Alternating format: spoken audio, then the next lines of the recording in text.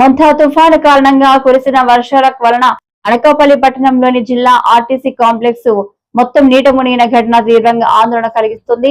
ప్రభుత్వ విభాగాల నిర్లక్ష్యమే దీనికి కారణమని సిపిఎం అనకాపల్లి జిల్లా కమిటీ భావిస్తుంది. ఈ రోజు సిపిఎం జిల్లా కార్యదర్శి జి కోటేశ్వరరావు నేతృత్వంలో బృందం ముంపు ప్రాంతమైన ఆర్టీసీ కాంప్లెక్స్ ను సందర్శించి నిరసన తెలియజేయడం జరిగింది. జిల్లా బస్టాండ్ పూర్తిగా జలమలం అయిపోతూ ఉంది. చిన్న వర్షం పడ్డా కూడా నీళ్లు మోకాళ్ళ లోతు వస్తున్నాయి. ఈరోజు ఈ మెంది తుఫాను వల్ల బస్టాండ్లో నడుము లోతు నీళ్లు ఉన్నాయి. ప్రయాణికులు చాలా ఇబ్బంది పడుతున్నారు. మహిళలు అయితే మరీ ఇబ్బంది పడుతున్నారు. బట్టలు తడిసిపోతూ ఉన్నాయి. బస్సులు వెళ్ళేటప్పుడు నీళ్లు మొఖాన పడతా ఉన్నాయి. ఇంత నిర్లక్ష్యంగా ఏ అధికారి కూడా లేదు. కలెక్టర్ గారు, ఇక్కడ ఉన్నటువంటి జిల్లా అధికారులు ఎవరు కూడా దీని మీద లేదు. ఎందుకంటే వాళ్ళందరూ డిపో మేనేజర్లు, కలెక్టర్లు, వీళ్ళందరూ అధికారులు కూడా శుభ్రం కారులో దిగుతున్నారు. ప్రయాణికుల అవస్థలు మాత్రం వాళ్ళకి పట్టడం లేదు. ఎంత లోతు నీళ్లు ఉన్నాయి ఇక్కడ బస్టాండ్లో. ఎలా ప్రజలు ప్రయాణం చేస్తారు? ప్రజలు బస్టాండ్లోకి రావాలంటేనే ఇబ్బంది పడుతున్నారు. బస్టాండ్లో బస్సులు వస్తే నీళ్లు చిమ్ముతున్నాయి. వాళ్ళు బట్టలన్నీ తడిచిపోతూ ఉన్నాయి. మహిళలు అయితే చీరలు ఎత్తుకొని కూడా ఇక్కడ తిరగాల్సినటువంటి పరిస్థితి వస్తూ ఉంది. ఇంత సిగ్గుచేటైన విషయం ఎక్కడా లేదు. స్వర్ణాంధ్రప్రదేశ్ అంటాడు, అభివృద్ధి అంటాడు, విజన్ 24/7 అంటాడు, ఏదేదో అన్నాడు. జిల్లా హెడ్ క్వార్టర్లోని బస్టాండ్ ఇంత దుస్థితిగా ఉంటే ఎలా ఈ ప్రభుత్వం పరిపాలన చేస్తుందని మేము అడుగుతున్నాం. అంత పెద్ద విజన్, ఆ విజన్ 2047 2047లో మొత్తం పేదరికం పోయిద్దట. పీపీపీ అంటున్నాడు, పబ్లిక్ ప్రైవేట్ భాగస్వామ్యం అన్నది. పబ్లిక్ ప్రైవేట్ భాగస్వామ్యం దీన్ని డెవలప్ చేయొచ్చు కదా, ఇలాంటివి చేయరు. కానీ ఆ మెడికల్ కాలేజీలు ఇవన్నీ కూడా ప్రైవేట్ వాళ్ళకి ఇస్తాడు.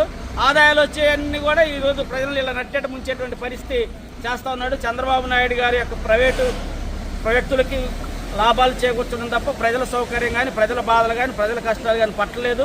మొత్తం కూడా ఈరోజు ధనవంతులకి వాళ్ళకి సేవ చేయడానికి చంద్రబాబు నాయుడు ఉన్నాడు. ఏ ఎంఈఓ చేసినా ఏం చేసినా కూడా మొత్తం ఈరోజు ప్రజలకి నష్టం చేసేటువంటి తప్ప ప్రజలకి అనుకూలంగా లేనటువంటి పరిస్థితి ఉంది.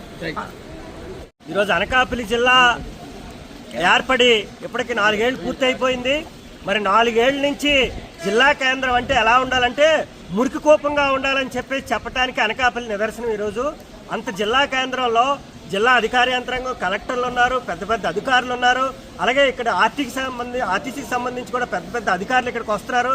కానీ వీళ్ళకి చినుకు పడితే మొత్తం అక్కడ చోడవరం ప్రాంతంలో కానీ, లేదంటే రోడ్లు కానీ, అలాగే ఇతర ప్రాంతాల్లో ఉండే ఆర్టీసీ కాంప్లెక్స్లు కానీ ఇవేవి ఎలా ఉన్నా సరే అసలు జిల్లా కేంద్రంలో ఉండే కాంప్లెక్సే మునిగిపోతుంటే మరి ప్రజల ప్రయాణాలు ఎలా చేయాలని చెప్పేసి కనీసమైన ఆలోచన కూడా ఇక్కడ అధికారులకు లేదు.